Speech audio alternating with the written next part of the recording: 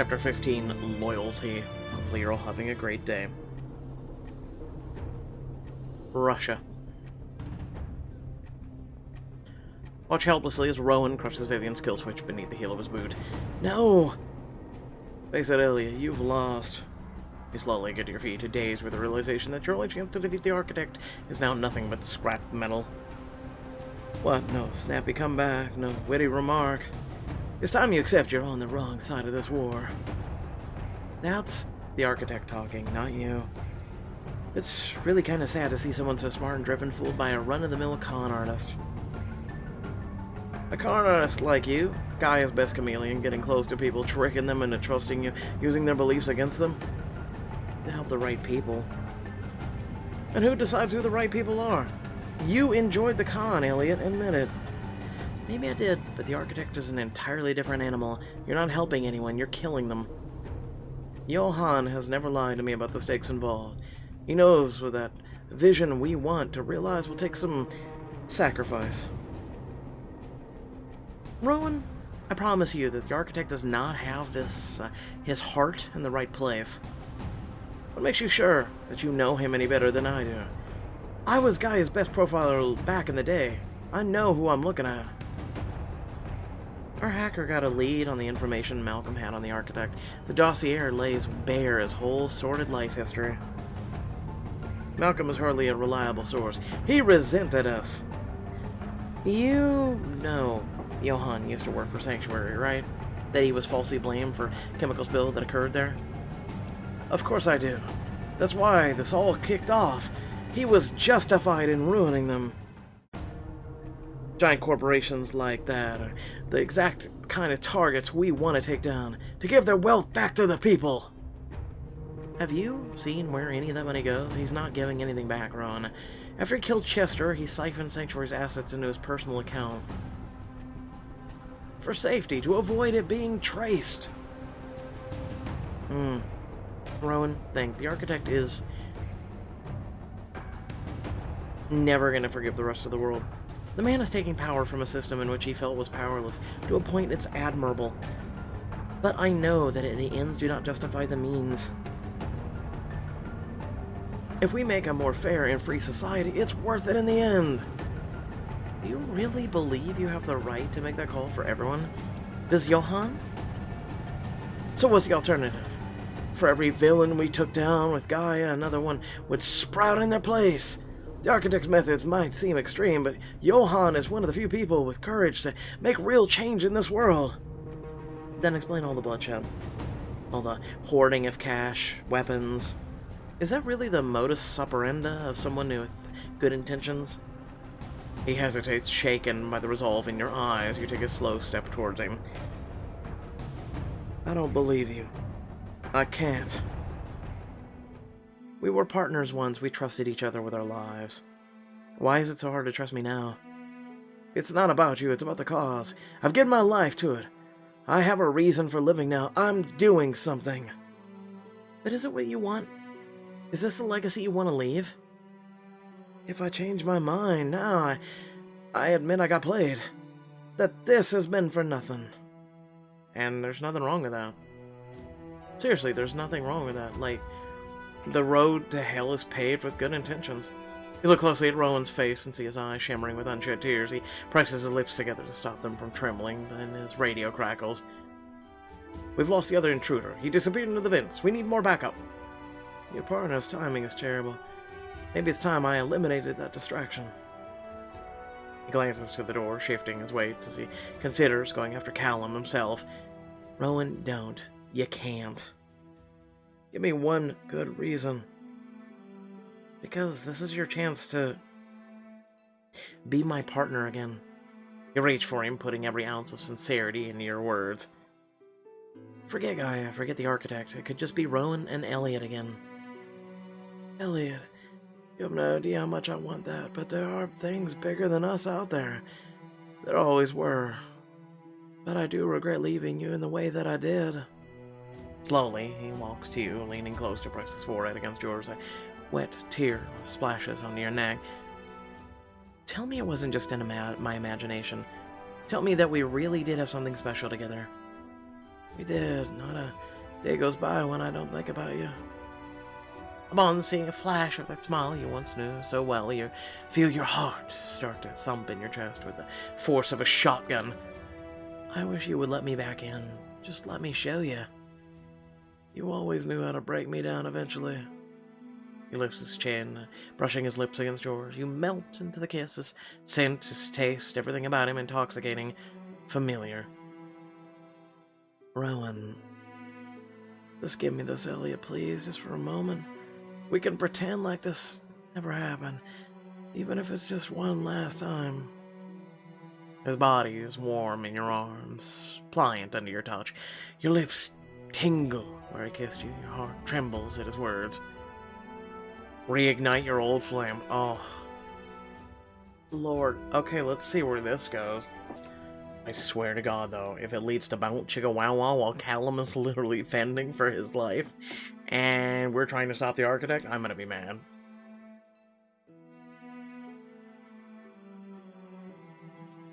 Rowan grips you by the waist and pushes you through a door with a series of deep, passionate kisses. He closes the door behind him and stands against it for a moment, drinking you in with his eyes. I've missed this. Rowan takes hold of your face, kissing you deeply. You wrap your arms around him and squeeze. I never thought I'd be able to hold you like this again. I know, even after all this time, you smell so intoxicating. You trace your fingernail across the line of his chin, studying his warm, brown eyes. How is it after all this time it still feels like the way it used to? Because we were good, Elliot. So good together, and I screwed it up. The pain in his face sends goosebumps running down your spine. Just kiss me, damn it. You lose yourself in his lips, hands gripping his waist as if he never left. He grabs you by the waist, pulling you in close to whisper in your ear. I want to know, did you ever imagine it was me when you were rolling in the sheets with someone else? You think about your answer as you kiss up his neckline. To be honest, I respected your memory more than that. You know me well enough to know the temptation was there, but the idea of you hurt too much. To try and picture you when I was with someone else would only break my heart. You kiss the junction of his neck and shoulder, and he sighs. I understand. When I was by myself in my bed, I recalled your touch. But as much as I wanted to think of you, the memory of how good we were together, I couldn't go there. One thing I'll never forget are all your spots, the ones that drove you wild. You continue to pay attention to his neck, nipping at his pulse and the sensitive skin below his ear. He gasps a little, fingernails digging into your clothing. Is that so? Prove it. You grin at the challenge and brush your lips under his ear again, delighting in his shiver. What, you gonna keep count? Yes? You know I'll have to take this off to get at the others. Ah, so you do remember. You tear at his clothing, making him hum with pleasure as you run your hands along his newly exposed skin. Really? He pulls off his shirt while you help undo his pants, marveling at the toned length of his chiseled torso. Had to stay in shape just to fight me off, huh? I guess I always was a challenge.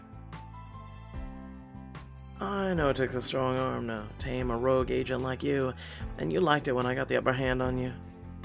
I won't deny you were the one only man who could put me in my place. It was a thrill to spar with you, and never know who would come out on top. Giggity. Well, now you have me at your mercy. Focus on his collarbone.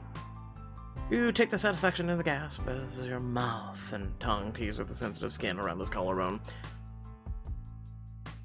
He grabs hold of your arms as your tongue skims back and forth, his back arching with a moan. You grin as you move from one special spot to the next, honoring his body like a ritual. There's number 2, 3, 4. I guess we both know what number 5 is, You sure we have time for all that? You know, I asked myself the same question. The reminder of your dwindling time together brings a pang to your heart. Rowan,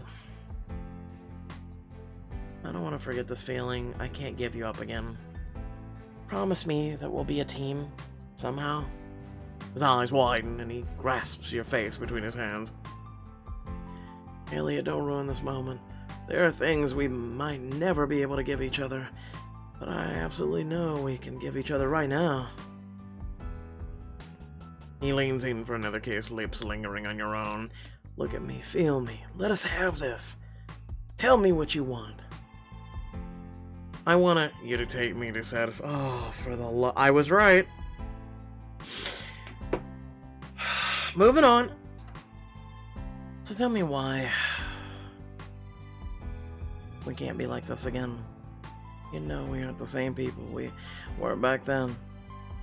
I thought that the architect, you might be right about him. You probably are, but I've done things on his behalf that I could never take back. I have blood on my hands now, and if I don't see this through, there will be no price I could ever pay to wash that blood away. Rowan, Shh. There's nothing left to say.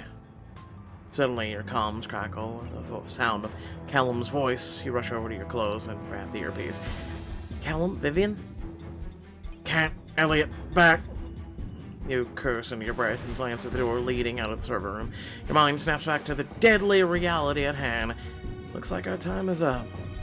You quickly put on your clothing. Rowan does the same, though more slowly. Is it foolish to ask you if any of this has changed your mind? I think you know the answer to that. With no time to consider anything else, you rush to the door and head back into the previous room. Rowan follows closely behind. Callum, do you copy? What is your look? A metal clang sounds from the ceiling above. You look up and see a boot kick through the overhead vent cover. Stop! Callum drops on Rowan, crashing his elbow into the back of Rowan's skull. Rowan collapses to the floor, knocked out cold.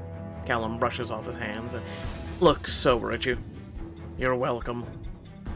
Callum, I was starting to lose hope.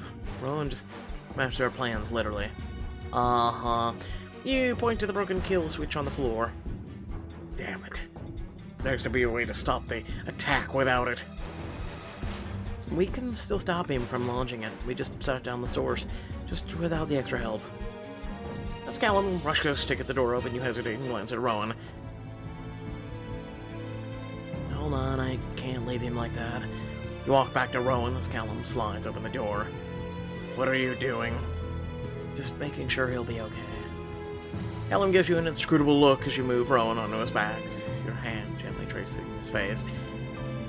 I know it's hard, Elliot, but we're running out of time. You follow Callum out the door, and you don't allow yourself to look back. According to Vivian's notes about the layout, the main console should be towards the back. And that's where we'll find the architect, no doubt. And his computer. From there, we can...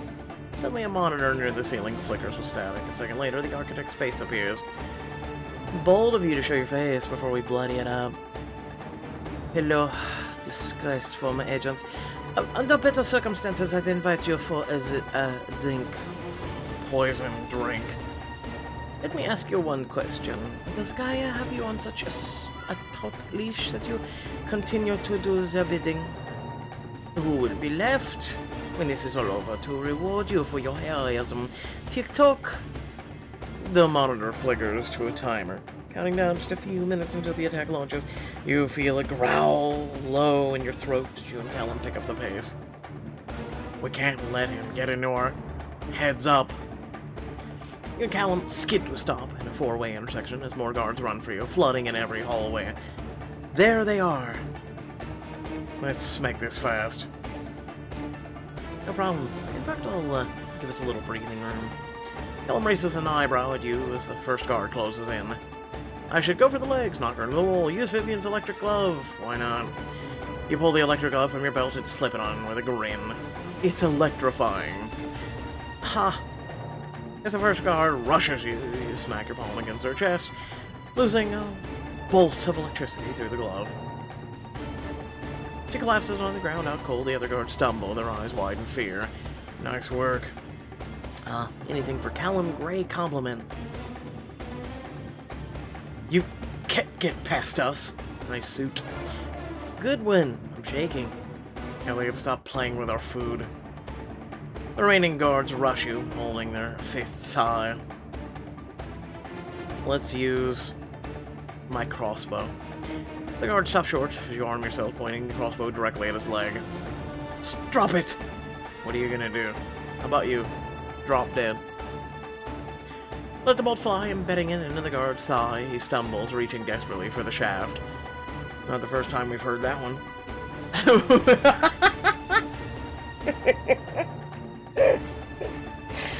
Oh, I know I'm going to hell for that one. But before he can even drop to the floor, another guard looms over you. You'll pay for that. Elliot. Callum hauls the guard off of you and throws her to the ground, where he stomps on her chest to wind her. Now the monitor flickers in the corner to life, filling with the architect's smirking grin. You think it would be that easy to defeat me? Think again. Callum looks like he's going to snap back, but you put a hand on his arm. We don't think it'll be easy, but we know without a doubt that you will fail, Johann. The sound of his name, the architect's smirk falls, replaced with a glower. Whatever information you gathered on me will prove useless once you're dead. The monitor flickers as you push forward through the next door. You emerge onto a platform overlooking a concrete storage room. Below you are two more guards on patrol. Get down! Always the same guards, you know, you ever wanna, I don't know, run into new people, you know? You and Callum easily blend in the shadows before the guards can spot you. You take out one, I take out the other. Perfect. The two of you each sneak towards a guard, silent and undetected. Use Callum's move. Check this out. As the guard on your right swoops in, you weave out of the way and wrap your arms around his torso. Huh? In one fluid moment, you throw him over your head, and in the opposite guard, they go down in a tangle. Turning to the third guard, you perform the same move and put him in a grapple, choking him out until he's unconscious. Huh. So you were paying attention that time. I always pay attention. I just choose to remember or not. Of course I was. Callum seems pleased by this, which makes you grin wider. You get up and dust off your hands. Callum glances over the door, on the other end of the room, expression darkening.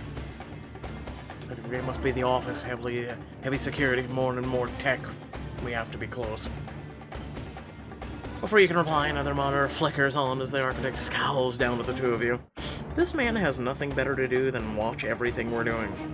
Instead of sending overwhelming forces at us and overwhelming us, and be like, aha, I win. Close as you may be, you're only running out of time. A live video feed appears above him, depicting the stock market. The graph flickers as a cruel smile appears on his face. I'm enacting my worldwide reform now. Damn it. The banks will empty, the markets will crash, every piece of technology will only answer to me. Your world will be at my mercy, it will be beautiful. The feed above the architect pans to news channels in every language informing the public of the chaos. It's starting. And it will only worsen with time. We can't let him get to us, Elliot, there's still time. Callum grabs your arm, shoving you forward as the architect's laugh echoes in the background. Help me get the door down. He slams a kick into the middle of the door. It steams as it begins to buckle under the pressure. I'm sorry, a door that steams? The door finally gives way with a hiss and a groan of metal, parting to reveal a room lined with computer screens, their wires and cables snaking to the ceiling above. This has to be it. Where is he? The two of you look around, scanning for every possible hiding spot, but the architect is nowhere to be found. He's not here. We've been tricked. He must have been broadcasting to these monitors from somewhere else. Callum curses quietly, but continues to assess the office, not lowering his gun yet.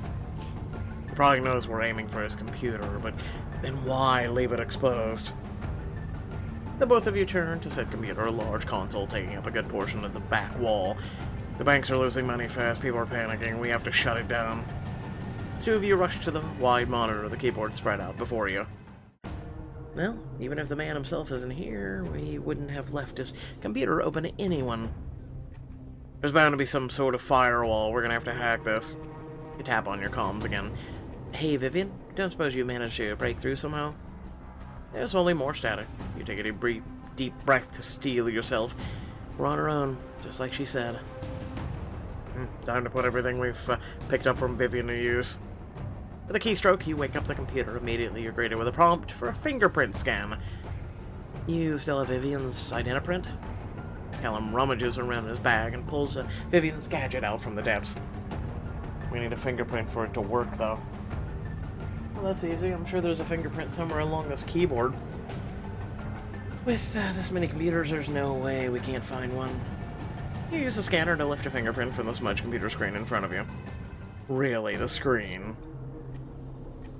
The identiprint slowly turns out a silicone version of the print. You apply the film to the architect's security scanner, holding your breath as you wait for it to take. Just hoping the print belonged to the right person. The screen lights up and flickers to a desktop. You're logged in. Bingo. Thank you, Vivian. With a command screen in front of you, you see the architect's account listed. If we can log in as Johan, there's got to be a way we can change the code for our benefit. But when you run the system, as the architect, a firewall pops up to deter you. Luckily, Vivian prepared us for this. You effortlessly decrypt the firewalls, breezing through the defenses and decrypting the code. Excellent. We just gained a few minutes back. You and Callum lean in, eyes sweeping over the plethora of files that await you on the architect's desktop. The news feed on the monitor frantically flashes between channels. We need to work faster. If you think we can breach this thing in the next 5 minutes and save the world, you're delusional. Well, what do you suggest? Phrasing his account. If he doesn't get the money, he can't pull anything else off, right? Callum gets to open folders at random, bringing up what looks to be equations, data, graphs. There's nothing.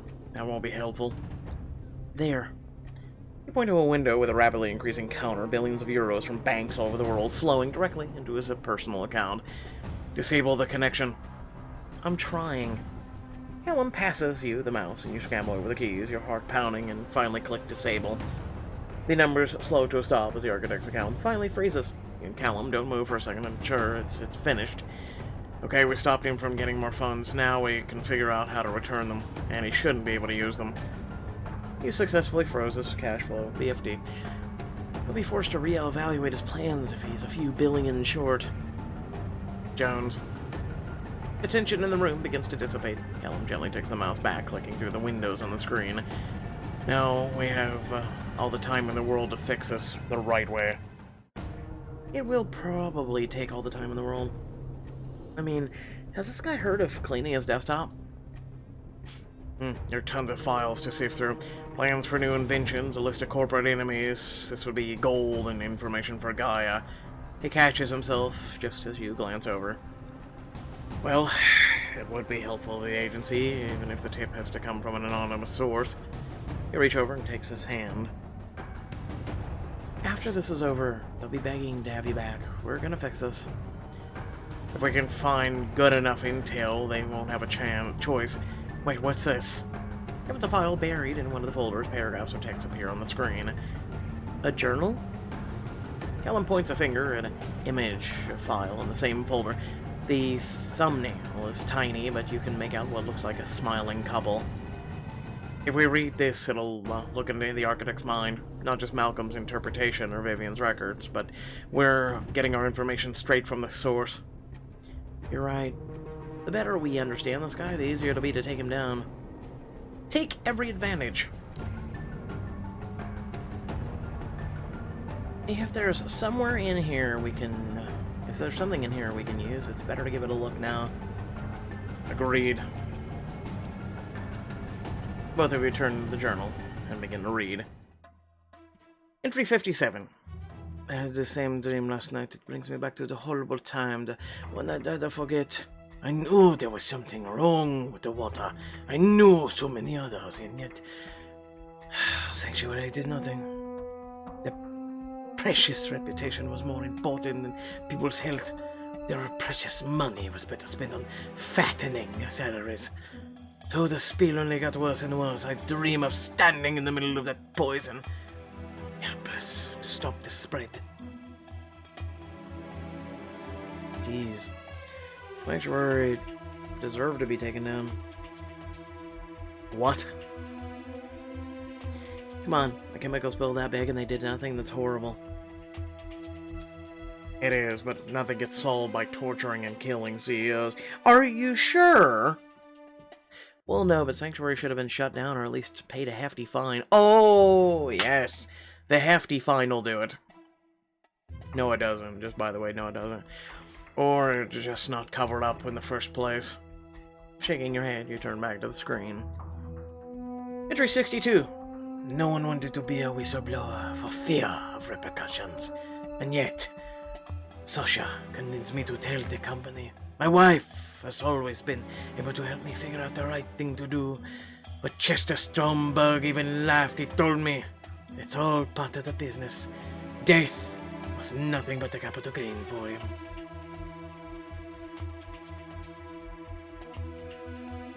Oh, so Sasha was the wife, the one who ended up poisoned.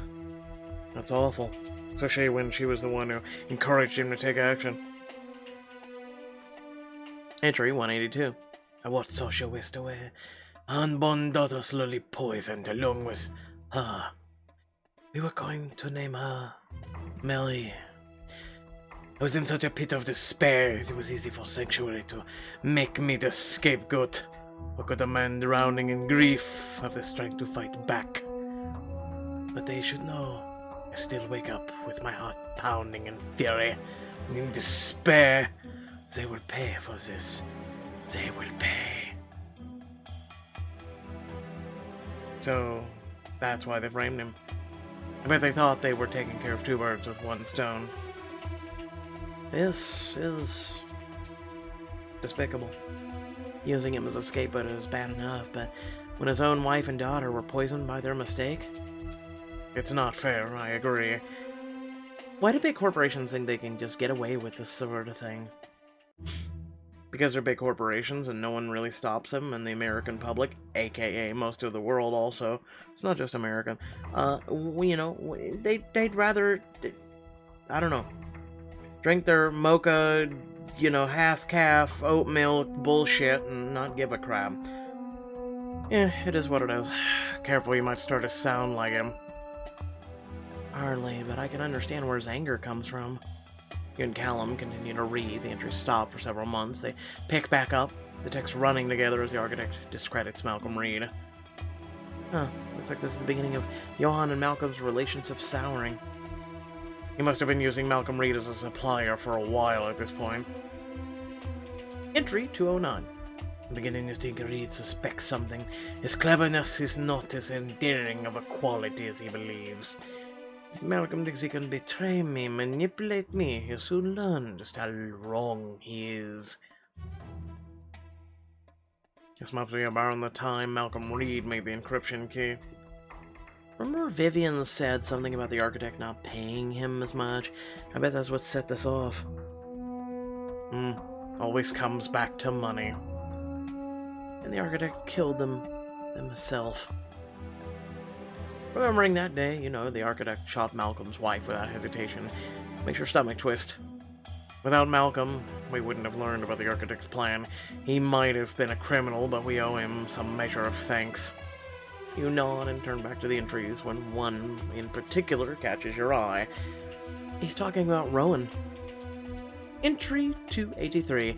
The contractor is doing as well as I hoped. It is beneficial to have someone in the field while I remain behind the scenes. He seems most motivated by the promise of a greater good. I've been able to use this to tremendous effect. I was worried it might be difficult to manipulate a former Phantom agent, but thus far, all goes as planned. Manipulate. Callum turns to you, worry in his eyes. Damn him. He knew exactly what to do. He knew exactly how to pull on Rowan's strings, and Rowan was all too ready to be led. Did he want out a Gaia that badly? He only stayed because Gaia gave him the resources to pursue his own goals. The architect made him a better offer. You nod encouragement as Callum pulls up the final picture. Oh. In the picture are two people, the architect and a pregnant woman standing beside him. They're both smiling widely. It's the architect and his wife, and Marie. There's something written here. Note, Sasha, what would you think of me if you saw me now?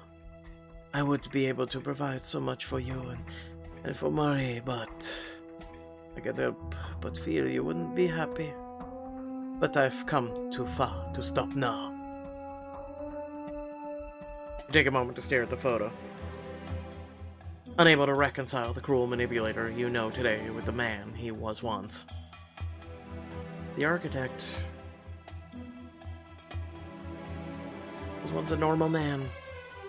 He had a family, a job, a normal life, and it was all ruined by one company. I'm not saying he's in the right for what he's doing, but on some level, I get it. A lot of people would do anything for their loved ones, living or dead. These matters are personal to him. I wonder if we might get an opportunity to use this knowledge against him. If the situation is dire, it can prove to be a good distraction. We should see what else we can find on here. We still have to get Vivian back. As you continue to piece through the code, disabling and closing out security protocols, your comms begin to crackle back to life. Vivian, can you hear me? Oh my god, you're alive. You're actually alive.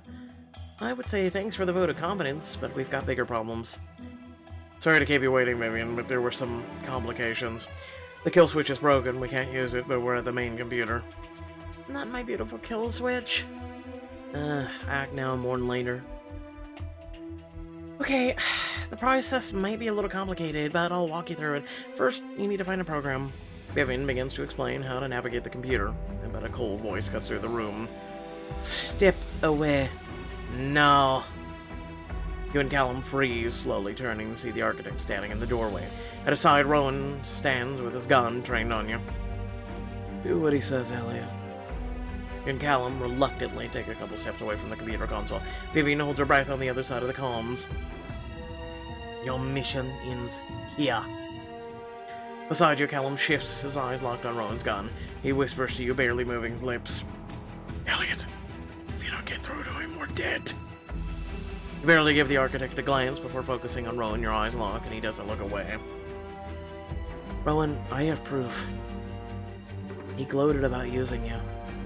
With a few clicks, she pulled the architect's personal files to the front of the screen. I thought we walked away from the screen. We took several steps back. He's been exploiting you this whole time. He's no mentor, he's no visionary. All this time he's been using you, lying to you, manipulating you, anything to get what he wants. That's not... You misread.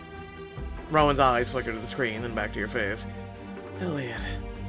You look at him with such conviction that Rowan's mouth parts and he visibly wavers. You know, man, you know I wouldn't lead you astray. We've always had each other's back in the end, no matter what. The architect coolly glances from Rowan to you. Pathetic. Kills them. No. No. But sir, you said...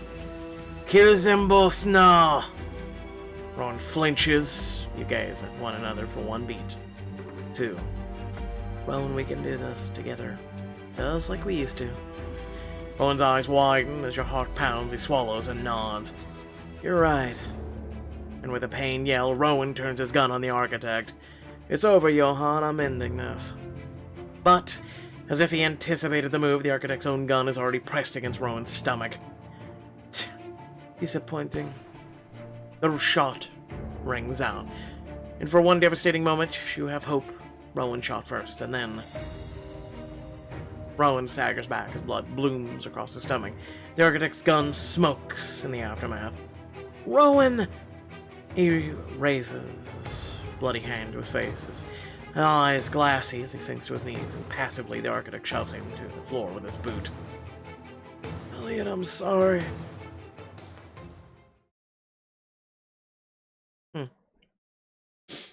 Short, sweet, what else is new with this book. Anyway, without further ado, thank you all for watching. Please remember to like, share, and subscribe. Head down the description, plenty of cool stuff to check out, ways to support the channel, and whatnot. Without further ado, what did you think of the chapter?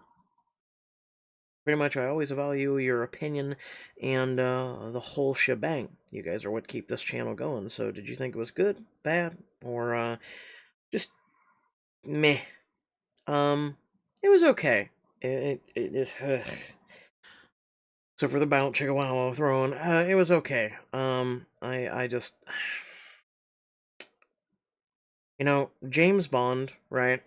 I grew up in a time of Sean Connery and, Pierce Brosnan and the newer one, I forget his name, starts with Daniel. Anyway, long story short is, I grew up in a time of James Bond, right? James Bond was, one of the sleek and sexy and all this, and he was one of the men who used that all, persuasive allure to get the women, right? Here's the thing, though. He did it in a time and a place, right? Imagine Sean Connery standing there, right? And he just starts using that, like, allure on one of the villains, and they're like, what are you doing, Mr. Bond? Listen, I just want to feel your chiseled chin in my hands, my lips against your... Like, come on now. Like, we would have all looked at James Bond like, I'm sorry, what's happening right now? Like, what? Like, wait, no. Sean Connery would not have been the actor that was very well respected and everything else, and we would have just been like, what? No, this is not how this is supposed to go, right? This wouldn't have worked.